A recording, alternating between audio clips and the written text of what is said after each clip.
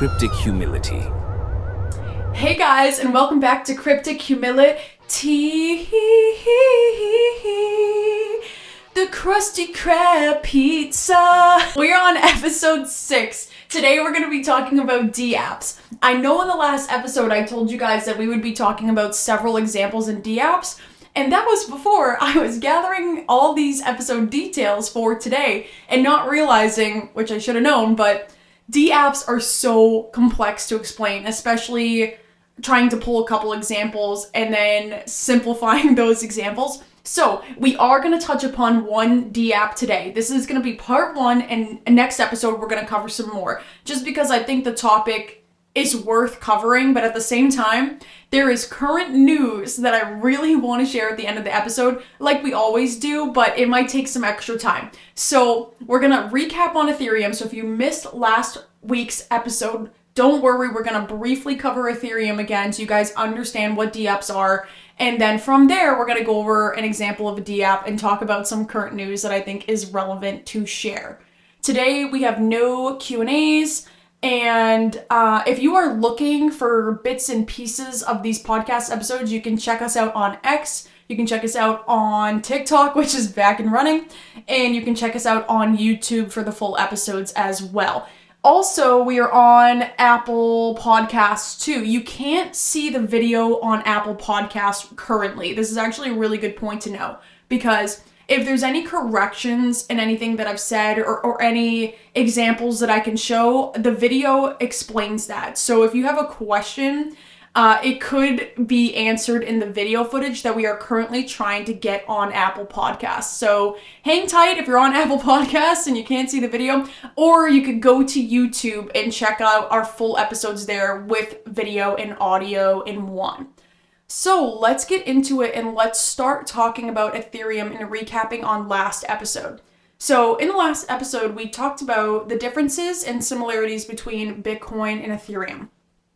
One of the main similarities is that Bitcoin was a person-to-person payment processing system, network, and now blockchain that allowed you to pay people and manage your money without a third-party intermediary like the bank, like the government, or anybody in general, any regulators specifically, a central organization regulating and verifying transactions. Instead, we're putting more power to the people, more power to people managing their privacy, managing their data, and managing their funds, and not needing any regulation but technology like the blockchain to be regulating and managing where our money is going and keeping track of it through the blockchain.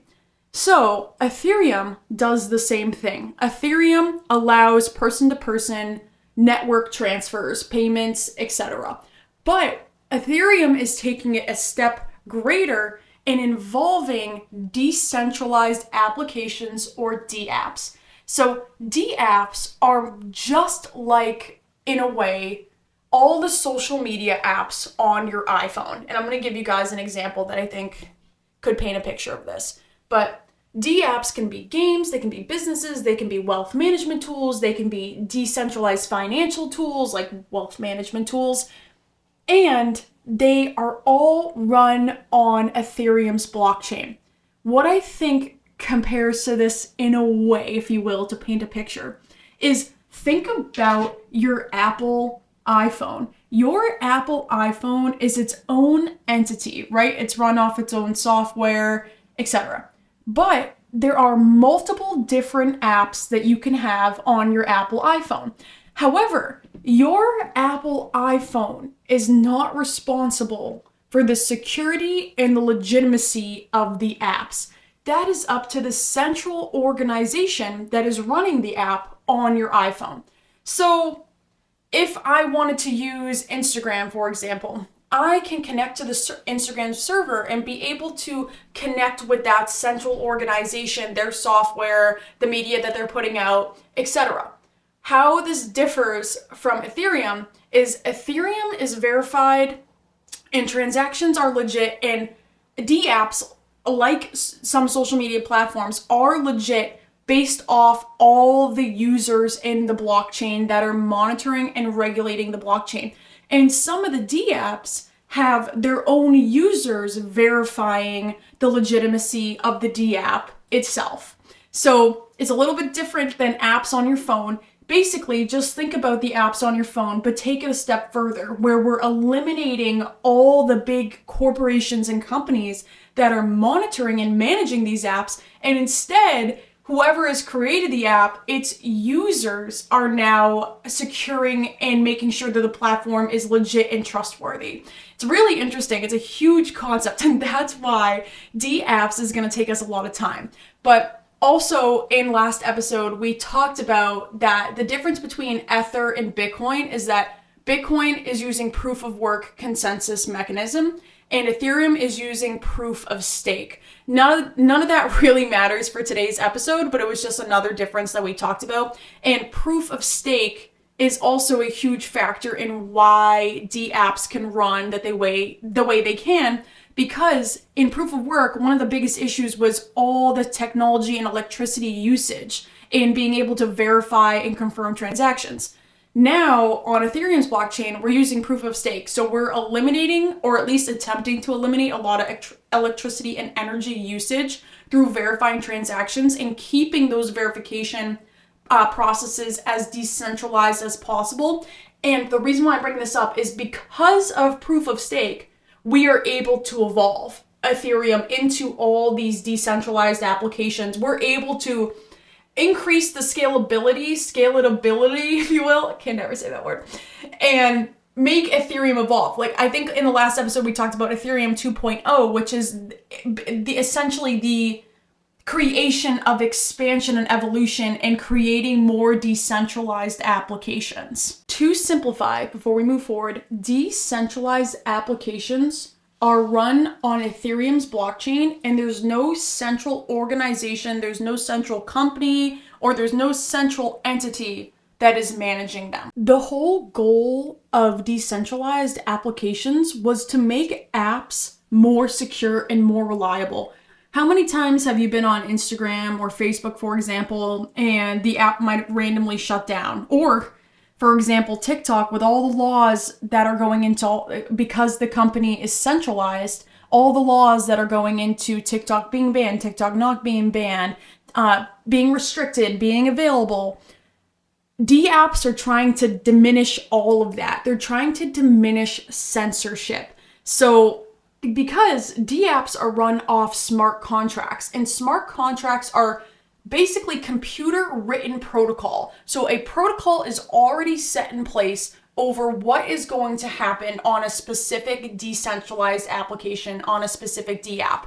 So as long as the computer is following its protocol, it's not going to be able to censor or hide or diminish any piece of information that's going on in the app.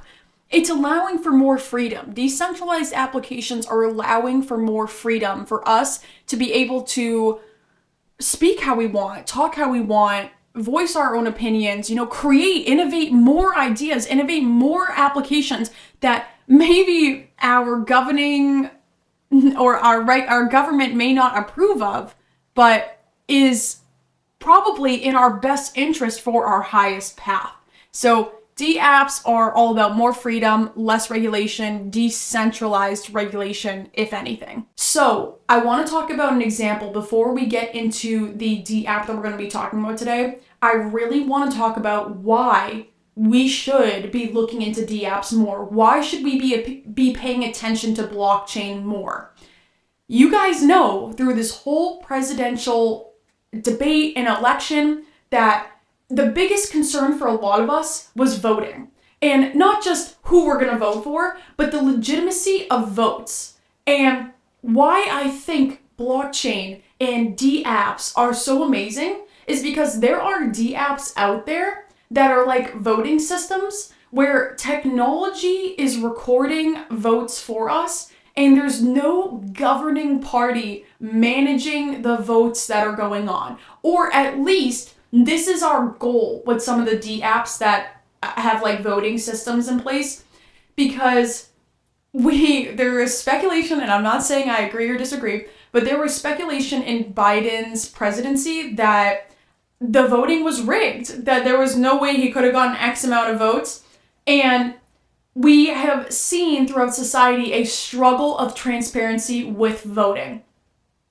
I think DApps and applying blockchain technology and allowing smart contracts, which is just AI and technology doing the work for us, I think that moving forward, of course, there are kinks and things to solve within that, but I think that moving forward, this could be a potential solution against any fraud, against any ill behavior, ill will, or bad practices happening from people in power. The people in power, the people that are influencing or potentially changing and hacking votes to sway our country on one president versus the other. So if you're like, Vanessa, I don't really care about DApps, or I'm just going to scroll past your video, really think about the evolution of our society and think about the fairness of our society, especially when it comes to voting. We've seen it with our own eyes before that there could be potential malpractice or ill behavior going on with the voting system. And blockchain and DApps are presenting a potential solution to the lack of transparency in our society. And like I said, DApps are run by users, and very much so Bitcoin is similar, especially in the verification of transactions and keeping the blockchain decentralized. It's based off crypto miners for Bitcoin. So it's based off everyday people, some people that have a passion in crypto mining or a gift in coding, which that is not me, but they are regulating the platform. There's not one single entity. There's not one single governing party managing. And that could be a very good thing for us in society with voting.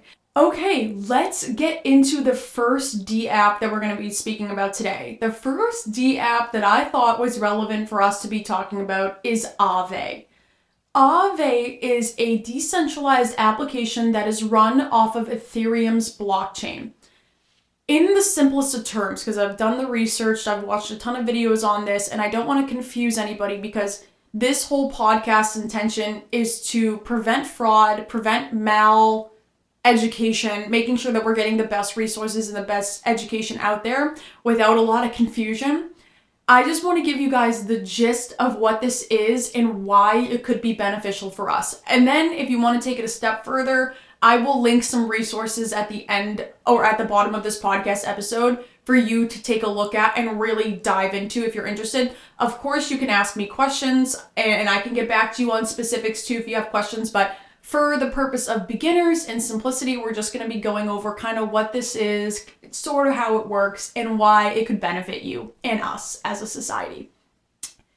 So, AAVE was a platform or a DApp that was created in order for people to loan crypto out and be able to borrow crypto themselves.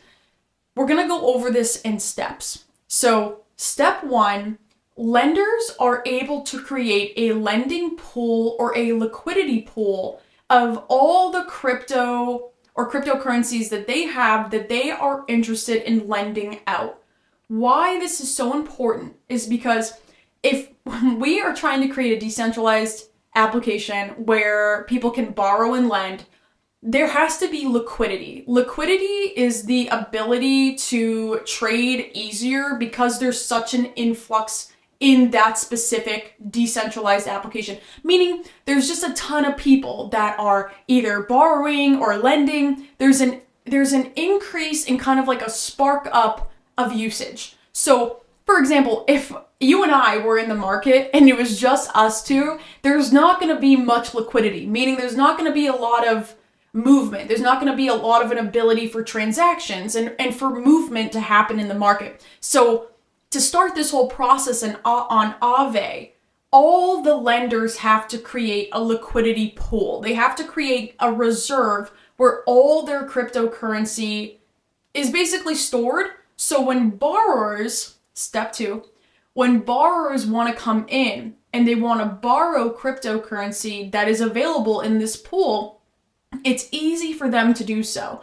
And I am going to link in the video all the potential cryptocurrencies that you can lend and borrow on AAVE, so make sure to check that out. But AAVE was created, to recap, So people that want to buy crypto or borrow crypto can do so. And then lenders who wanted to lend out their crypto could also do so.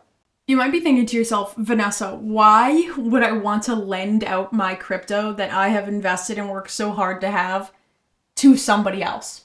The reason why AAVE has been started is because lenders who lend out their crypto, put it in the liquidity pool, keep it as a reserve for people to access, is because these lenders can earn interest based off the borrowers that are using their crypto. In order to become a borrower, you have to collateralize your crypto that you already have. So let's say you're on AAVE and you really want to buy Ether, for example. Take this with a grain of salt. I'm just trying to paint a picture for you guys.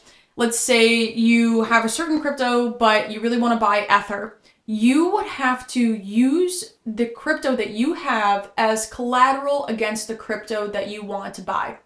Seems easy enough, right? The only catch is that you have to collateralize more crypto than you could potentially borrow. And you might be asking yourself, well, how is that fair? If I am overextending X amount of crypto, but I'm only getting a lesser sum or negative X amount of crypto compared to what I've put out, how does that make sense?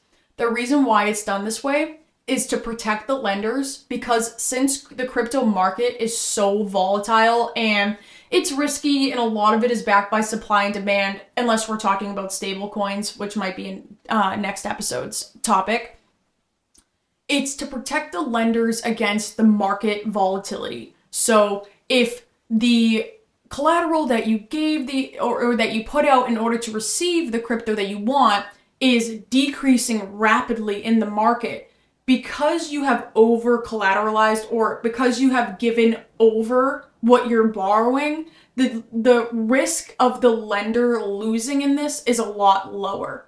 Which brings us to another reason of why AAVE may exist. And that's because a lot of the interest rates for borrowers is lower because you're over collateralizing your crypto in order to borrow the crypto that you want. And because you are in a way defeating the risk that lender has, because you're giving them a little extra chunk in case the market is volatile, your interest is actually either variable or fixed, and you have the ability to decide if you want it to be fixed or variable. Why? And also it's going to be a lot lower because the lender's risk is a lot lower due to that cushion, that extra cushion that you gave them in your collateralized crypto. If you're with me, hang on. You're doing good. So one of the biggest advantages to AAVE is the interest rates, the fixed interest rates, the variable interest rates. And why this is such a benefit is not only are you paying lower interest rates, like I just said, but also if the market is super volatile, then your interest rate is variable as well. So if your crypto is not doing as well in the market as it needs to be, you won't be hindered in your interest rate in what you're borrowing, because AAVE understands that the market is extremely volatile, so it's giving you that flexibility in your interest rate to kind of move with the market. Compared to a traditional bank that might just set you at a straight interest rate, and let's say that your stocks are doing really well or your stocks are doing really poor, but regardless if they're doing well or poor, you still have to pay that fixed interest rate. AAVE is allowing for a variable interest rate, so whether your crypto is doing very well or very good, the lender is already protected based off that extra chunk you gave them, and then AAVE is working with you in a variable interest rate in order to move with the market and allow your payments to kind of move with the market as well, which I think is a brilliant and a really huge benefit. But also, the loan period is unlimited. There's not a specific time that you need to pay back the person that lent you the crypto that you are borrowing, which I think is also very interesting as well. So you might be asking yourself, Vanessa, how is this all done? So every single crypto that is borrowed, in simple terms, is calculated on their loan to value ratio. I'm not going to get into that for the sake of this episode. I don't want to confuse anybody, but smart contracts are what is calculating that for you. So smart contracts are calculating the loan to value ratio. They're calculating how much you can borrow based how much you put out. They're calculating and organizing the terms and the agreement that's going on between the two parties, one that's lending, one that's borrowing. And all AI and technology is monitoring all the borrowing and lending for you. So you don't have to go to a bank if you want to borrow or lend money. And you might be asking, Vanessa, why would I want to lend my money to somebody else when these are my assets that I've earned and invested in? Of course, when you lend in AAVE, you as the lender can receive interest. To close up AAVE before we get into the current news that I'm like itching to talk about, another reason why AAVE may be a great tool is because we believe in decentralized lending. This whole concept is decentralized lending and more freedom in lending and borrowing.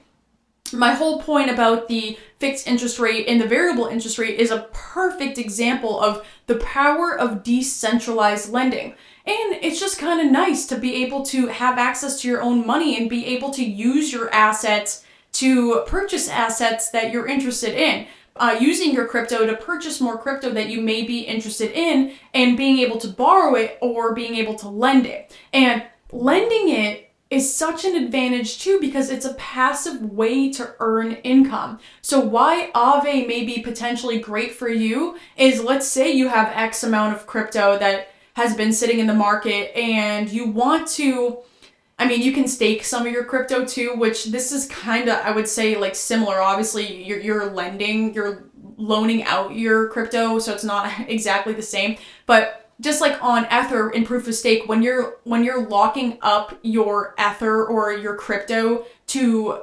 verify the legitimacy of the blockchain, and in return you receive interest or you receive incentive like the native coin. Kind of in AAVE, it's similar where if you lend out your crypto and the borrower can pay you back on an unlimited set of terms, then you just have a lifetime, if you so choose, depending on your smart contract and what is set in place, you have a lifetime of just earning passive interest, just earning income, which is a huge incentive for some people that have a ton of crypto and don't mind lending it out and are familiar with AAVE, are familiar with Ethereum's blockchain, and want to give this a try as a way to earn more money. And like I just previously said, also decentralized lending, no longer needing the bank to approve you for a loan or needing a third party to regulate your terms and make sure your terms are functioning as they should. Or, oh no, there was an error in the system and we have to give you this fixed interest rate for X amount of years. And if you don't pay it back by X amount of years at this rate, then, you're going to be in trouble with the bank. So AAVE is trying to be more flexible, be more fluid, allow more freedom, allow more adaptability, understanding that the market is incredibly volatile. This is a new market. It's a lot of times not like stable coins. It's not backed by the US dollar, for example. There are some coins that are backed solely by supply and demand. And also we need liquidity. We need liquidity pools. We need people. We need lenders to be able to lend out their crypto. So borrowers who are interested in all the benefits of this kind of lending and this kind of borrowing and loan processes be able to use AAVE and be able to benefit from this DApp that has been created on Ethereum's blockchain.